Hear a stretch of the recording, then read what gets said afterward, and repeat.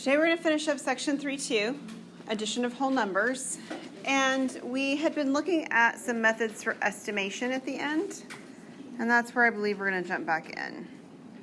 So we had considered front-end estimation with adjustment, which was that one right there. So front-end estimation, if you'll remember, was that we took the first digit, right, and we zeroed everything, and then we took the first digit, added them together in their place value. So 300, 400, 200, so it sort of looks like we zero out the rest of the digits. And then we look at the 32, 62, and 25. We see if there's anything that we can make compatible or almost compatible, and we approximate, so we got 1025 here. And then grouping to nice numbers means that we're going to compare, or combine rather, numbers that are close to basically tens or hundreds, things like that. So we got 270 on this one. There are other strategies. We're going to look at a couple more for estimation, 3 more kind of. The next one is actually called clustering. So clustering doesn't work on everything. It's kind of like scratch addition or lattice. I mean, they don't work for everything, but what they do work for, they work nicely. So clustering happens when all of my values are pretty close to the same thing in general. So if you look at all of these numbers here, what are all of them pretty close to? Yeah, they're all approximately 500. Agreed? So I actually have 1, 2, 3, 4, 5 500s. So you can write 500 out, addition 5 times, or 500 times 5. And what is 500 times 5? Thank you, Elizabeth. 2,500. So the approximation, right, our computational approximation here is that this sum is approximately 2,500. So again, if the numbers are not all approximately the same thing, clustering doesn't work at all. Hallie? Do the 2 little lines in front of 2,500, does that mean approximately? Well, the 2 little lines at the very end here, yeah, they look like tildes. They're on the computer in the top left-hand corner. They look kind of like this when you write them better than I just did. That's what they're supposed to look like. So when you're making like an approximate estimate? Yes. Yeah, that's the symbol that's appropriate, yeah. And the only reason I used the equals here is because I was setting up this particular equation and these were equal, but the answer is that it's approximately 2,500. So, Yep, Emily? so if I were to write it like 500 parentheses 5 equals 2,500, and then I usually put a square around my answers. That's fine. Do that, Yeah. add the approximately sign. It's really not that big of a deal. Okay. So I think you guys are maybe overanalyzing this just a little bit. I try to be abundantly clear that we have found an approximation here. And the reason that I do is because there are times when students get confused with estimation and rounding. And rounding gives us exact values. They're blocked off. But estimation looks a little bit different than that. Or so maybe a better example is they'll confuse mental math with estimation. So they think mental math, I'm approximating. Well, maybe you are, maybe you're not. But mental math and approximation are not exactly the same thing. So, all right, another one is rounding. So since I just mentioned rounding.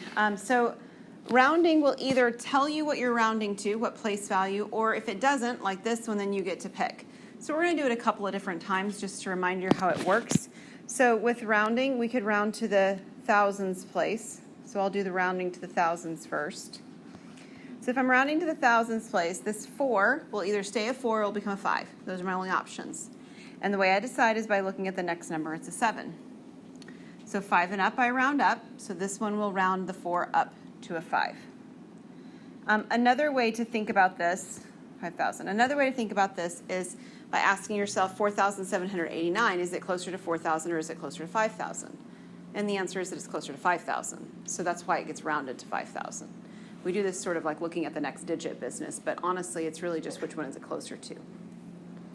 So 3148, so the 3,000 will either stay a 3 or become a 4, and the 1 tells me. So will this round down to 3,000 or up to 4,000? It'll round down to 3,000. And then we're adding these together, so we end up with 8,000. So if we're rounding to the thousands place, this would be 8,000. We could round to any place value. I'll just do one more. They could ask us to round to the hundreds place. Okay, so if they just say round, you get to pick and you pick one and you move on. You're not going to do multiple ones.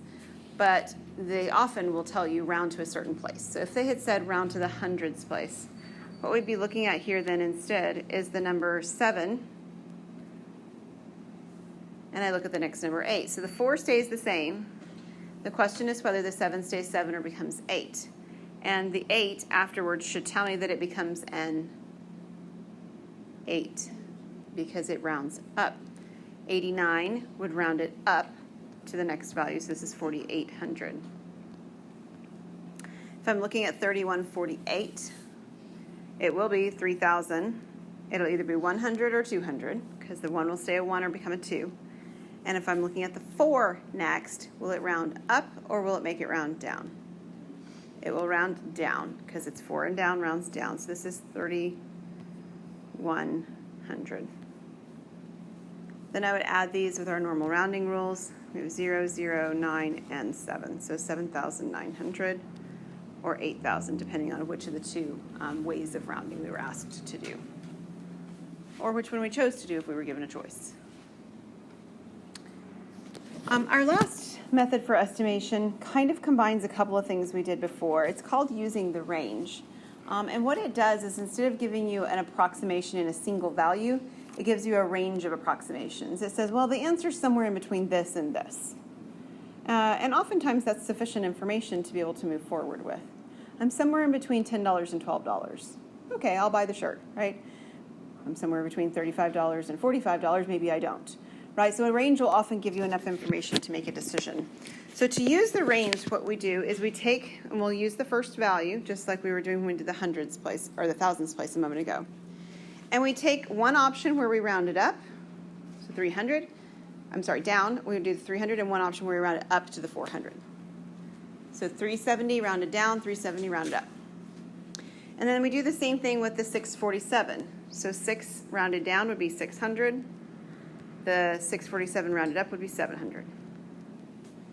Everybody good so far? Round down, round up. You add the two values that you get together. So this is 900 and the other one is 1100. So my range is 900 to 1100. The answer is somewhere between 900 and 1100.